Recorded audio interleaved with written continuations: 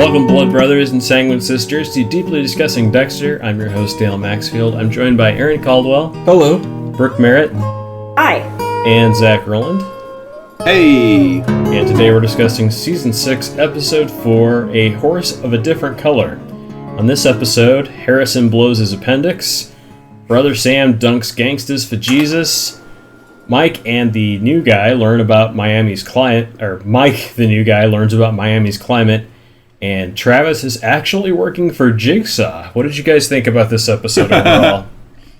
I thought this was a step up from last episode. You actually get a little bit more look at Travis and Professor Geller.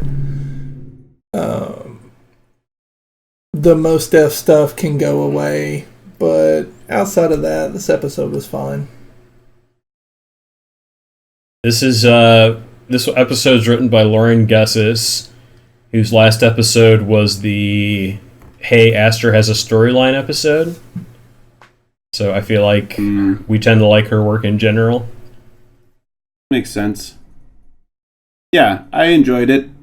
It was, I didn't hate it again, but there was a progression of the plot for what it is, and, definitely the look into Travis and some of the more apocalyptic stuff, and they're finally coming to those conclusions and all that kind of stuff. So, yeah, it was all right. The episode starts with Dexter watching Brother Sam baptize the guy he saved/kidnapped. Dexter tells Brother Sam that he crashed his car again. Dexter's reluctant to get baptized himself. He doesn't get it. Dexter gets called to the scene of the horses. He says, Jesus Christ. Dexter and Deb are both reminded of the ice truck killer. The horse has the Alpha and Omega signs painted on his head. The new detective thinks they represent the four horsemen of the apocalypse, and Quinn belittles him for wearing a suit in Miami. And saying that it's hot. So does that mean that Quinn is Mike's partner now? Like, who's all the partners? Are they switching them up? That would make sense. I don't think they go ahead and explain it at all. Yeah. It feels more like Angel and Quinn are working together, and Mike's just sort of a free agent that does stuff for Deb. Yeah, but still, Angel's still Sergeant, right? Yeah. So he's still Quinn's boss to a certain degree in terms of hierarchy. Ah, man, that's all kinds of jacked up. So that maybe they're just like partnering up Quinn and Angel just to kind of pick on the new guy, and they don't really trust him yet, so he just kind of shoves him aside, maybe, I don't know. You see, Zach, at this point, continuity has just gone out the window. They don't care anymore. Yeah, be glad they remember the names of the characters. Dexter is putting the body back together in a morgue. He finds a small piece of paper inside an eyelid that has 1242 painted on it. Dexter goes back to the intestines of the first victim and finds another paper with 1237 on it. Jamie calls to tell Dexter that Harrison is sick. LaGuardia talks to Matthews. She says that she's lined up a press conference for the afternoon to talk about the Four Horsemen case. Matthews tells her that Deb will do the press conference. Deb is the new face of the department. LaGuardia is the old face. LaGuardia tells Deb that it was LaGuardia's idea to put Deb in front of the press conference to make it seem like it's less of a big deal than if a captain went up there. She also reminds Deb that she needs to go to therapy to be fit for duty, and that after the shooting that Deb was involved in. Mike, the new detective, suggests that Deb dress more professionally. He describes her look as going to a hoedown. Well, he's not wrong. He's not wrong, but I'm a little annoyed with him always criticizing what Deb's doing. Take a seat, buddy. Take a seat. Look how they introduced him last episode. Comes in, says like the most sexist stuff that he could possibly think of at that moment. And it's just going to continue. They're continuing it. So he is Debs' Dokes. Where he's just like, there's something wrong with that lieutenant of ours. He's a fucking psychopath. I wish he was Debs' Dokes. A way less interesting, more sexist version of Dokes telling her, oh, you should put on a dress. He's like Gentleman Dokes. Surprise, my lady.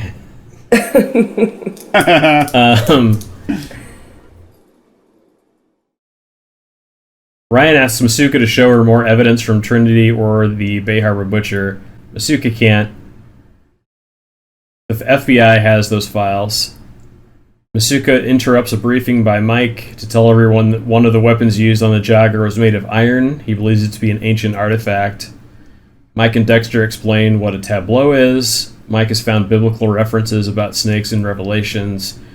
Dexter figures out that the numbers are 5 days apart and the bodies were found 5 days apart, some sort of countdown, and Deb coins the term Doomsday Killer. I love that Quinn's like, oh, you mean like a crime scene? Yeah. Yeah. The way they're ribbing Like, Mike. Yeah. Yeah, it's a little fun. He's like, I kind of like that. No, a tableau, you dummy. Edward James Olmos and Travis are at a restaurant. Travis is flirting with a waitress and considers asking her out. At that moment, I knew she was going to die. Of course. Like, anybody who gets even close to those two jokers, besides the sister, which I even have my doubts about now, where I'm just like, God damn it. Would you like to accompany me to a stabbing sometime? Just a plate of intestines for dinner. Deb models a gray suit/skirt for Dexter. Jamie comes through with a poop explosion. Dexter asks if it's Harrison, and Deb says, if it's Jamie, you have major problems. Jamie says she'll take Harrison to the doctor the next day. Dexter drops off his car. Brother Sam is sending Nick to a computer class. Dexter looks at Brother Sam's Bible and sees all of his notes. They have a conversation about how faith helps people overcome things, but it can also be misplaced. You know, the Jamie Harrison scene, like, why do they even have this kid in the show anymore? Dexter doesn't give two shits at all. He's just like, oh, yeah, the babysitter can take my sick kid to the doctor tomorrow. Not me. I don't care. I don't have time for this. Yeah, I had that thought too, actually, where he's just like, oh, yeah, he's like, yeah, sure, yep, go ahead, you take him, yep. Oh, he's got, okay, what, yeah, all right, I got stuff to do. Well, Dexter's like her sole source of income, so she, I don't know, maybe we haven't seen her before because she's an illegal, and Dexter's like got her passport locked up somewhere, so she just has to work for him. But you'd think maybe he'd want to, go to the doctor, but guess not. Can't be bothered. Can't be bothered. Priorities. LaGuardia tells Deb not to use a speech and just be herself. She puts a necklace on Deb and leaves. Dexter and Harry have a conversation over the body. Those religious undertones are getting to you. Yeah. Dexter deduces that the precise nature of the first killing and the imprecise cuts of the second may mean that there are two killers working as a team. I don't buy this revelation, but it's convenient for the show, so whatever. Masuka gets a call from someone asking if the ice truck killer evidence posted for sale online is real. Masuka looks it up and sees that the seller's handle is roller derby related, which Ryan does.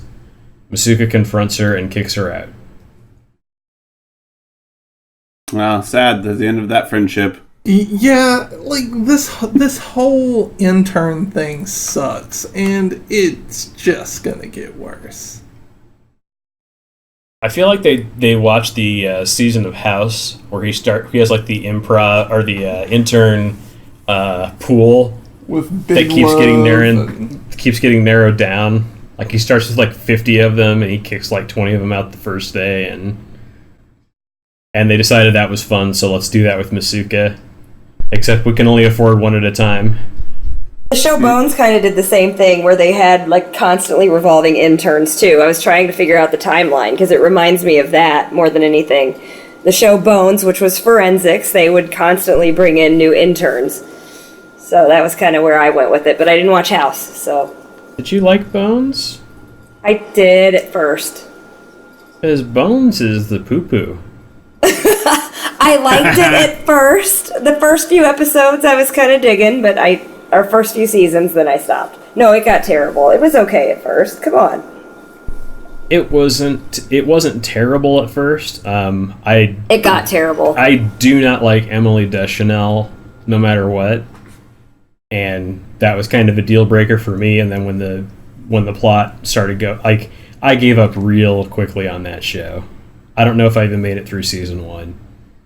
But when it got into her personal life, because she's really unlikable and she's not a good actress at all. She's not interesting or engaging. But I liked the supporting cast. I thought they were good. And House, I think a lot of people bailed out on that show because it came really repetitive. Yeah. They did kind of the same story for 3 or 4 seasons. I think it was 3. And then the 4th season is where, like, basically all of his assistants quit at the end of the 3rd season. And that's when he starts the whole finding a replacement storyline. And it gets really good again. Yeah, I watched the first, I think, half of the first season. Good. You watched what? I watched the first half of the first season, I think, and it was just, like you said, it was too repetitive. I didn't see anything interesting. Yeah, it takes a while for that show to figure out that it should have some serialized elements to it, that it shouldn't just be a completely different episode, completely new story every single time. And they get much better about that towards the end of the show. I'll add it to my long, long list of things I want to watch that probably won't. I think it went 8 seasons, so it was long. It was a fairly long time. Deb gives her press conference. It's a disaster. She says all she cares about is catching the fucker that did this. Deb and Dexter rush to the hospital. Harrison has a high fever and is going into surgery. Brother Sam calls to tell him that his car is ready, and Dexter tells him about Harrison's surgery. Angel and Quinn get lost looking for a usual suspect religious nut. Quinn finds a joint in Angel's car. He peer pressures Angel into smoking it with him, and a ridiculous steel drum version of Spill the Wine plays. They get stoned and eventually get the address. Yeah, this was just like, again, like I was saying, he's a sergeant, Quinn's just a detective. There's like, are they partners? What's going on? Why are they getting high together? Like, it's almost like the personal stuff takes over too much in terms of like the real life stuff. Yeah. Well, I sent you guys the screenshot of like that first fisheye lens view of them high in the car. Yeah. Where Angel's just sort of glowering at Quinn like, are you real, man? Isn't that where he like gets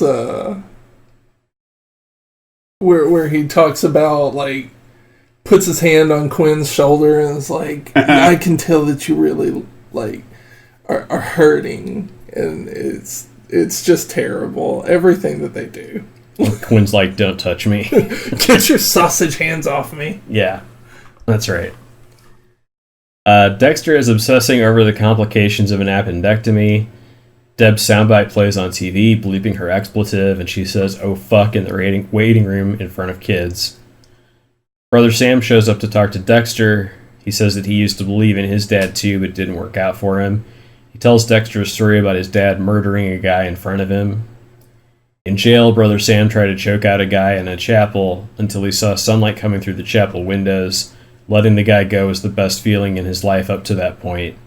And Dexter catches himself praying for Harrison in front of a Nescafe machine. The machine miraculously works. That speech was so fucking long. I was like, I really thought, I was like, what? Why is this still happening? Brother Sam's story, you mean? Yeah, I was just like, it was forever. I was like, what? Why does this matter? They're really trying to build trust between Dexter and Brother Sam so that he can start talking about stuff he doesn't usually talk about. But yeah, all the Brother Sam stuff is so boring like that. It just drags on and on and on. Yeah. Well, it's like, oh, I was choking this guy out in the chapel, which, as you do. Mm-hmm. And he's like, where else? I saw sunlight come through the chapel window. it was miraculous because it was daytime. Like, why is this story happening at all? Yeah. I think Brother Sam is like involved with about 30 Ponzi schemes right now. He's at the very bottom of all of them. Yeah, and Dexter praying in front of the Nescafe machine. I honestly thought he was praying to the Nescafe machine for a minute. Like, please make my coffee. I'll do whatever it takes to get this fucking just give me coffee. one coffee. Really needed that coffee, to be fair. Sometimes you need a win. Edward James almost finds out that Travis has made a date with the waitress. Travis is allowed to go. He has free will, but he must accept the consequences from God. Travis tells the waitress that he lost his parents at 14, but still has a sister. They end up sleeping together. Edward James almost watches them through a crack in the door. But does he? Like, how the camera is, it pans towards the door, and he's staring through the crack at the camera. But where the camera was previously, it's like he's looking just at a wall. Yeah, he's looking. He must be looking at like a 45-degree angle. Also, whatever light source it is that illuminates him, like to reveal that he's there, I have no idea what that is either. Like, he had like a mag light under his face or something. Yeah, I like to think that he was just there making some pasta, and he just happened to like hear some noises, turn around, the lights went out, he grabbed a flashlight, this is all happenstance. He's reading his next script for Mayans MC. In the scene where Travis is talking to the waitress, he just gives her the line, lost my parents at 14, but I have a sister. And she's like, finally. And they go to bed immediately. Like, that's all it takes. Yep. A little tragedy will get you laid. The doctor tells Dexter that Harrison came through fine. Dexter thanks God, then the doctor. Brother Sam says he can't prove that God exists, but Dexter can't prove he doesn't. Which is the old proving a negative fallacy, but we won't get into that here. Matthews calls Deb into his office and says that he made her proud as his new spark plug of a lieutenant, and he tells her to keep up the good fucking work. Stoned Angel and Quinn have a lead on Dr. James Geller. Geller disappeared 3 years ago after being accused of stealing an ancient sword. It was supposed to belong to John the Revelator, the author of the Book of Revelations. And Edward James almost finally gets a name. Dr. James Geller. Travis wakes up alone. Edward James almost has tied up the waitress. Harry is standing over Harrison, who has his eyes closed in what's supposed to be sleep, but it's a very poorly concealed static image of his face. Harry tells Dexter that he owes whoever he prayed to. Dexter goes to a new Doomsday Killer crime scene. There's an Alpha and Omega symbol with a bunch of dead fish. Dexter follows a trail of blood. They go inside a greenhouse and find the waitress in a saw trap, gagged and shaking her head no. A random uniform comes out of nowhere and hits a tripwire, and the waitress falls into the crucifixion pose, revealing wings on her arms, and the spikes of the trap puncture her neck, killing her. I get that it was a Saw ripoff, which Saw was out then, right? Wasn't it? Oh, yeah. Yeah, that's what I thought. But I really thought that was effective. That was the one scene that I was I knew what was going to happen, but I was pretty tensed up. I thought that was a good scene. Yeah, I mean, if the season had been Dexter versus Jigsaw, it would have ruled. It would have been even better. But it worked. Colin Hanks just is not Jigsaw. No, that is true. That is true. I think he went out of his way to do a good job on this one because he liked the victim. But other than that, nah. Yeah. Dexter hears a noise coming from a cabinet. He opens it, and a bunch of CGI locusts fly out. Dexter sees Travis watching and wonders if he's Doomsday number 2. He has the smile of a true believer. My notes say he's number 2, all right.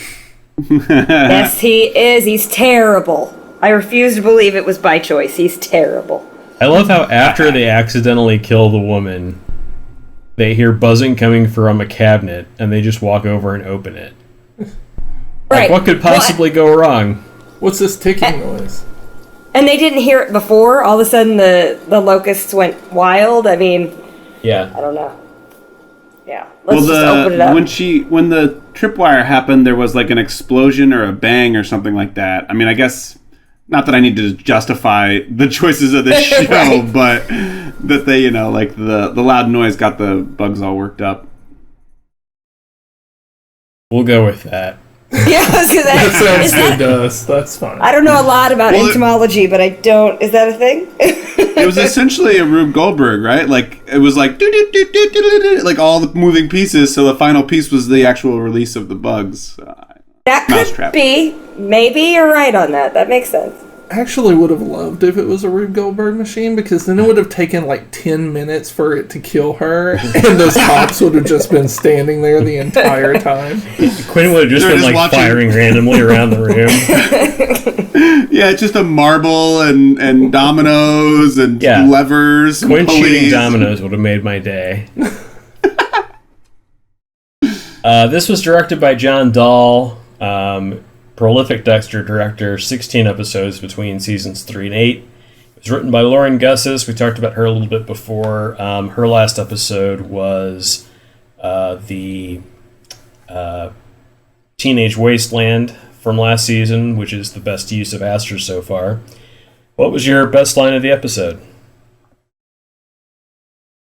I went with when Dexter is talking to Harry about praying, and Harry says, you prayed, and then he says, no judgment, you already talked to an imaginary father figure.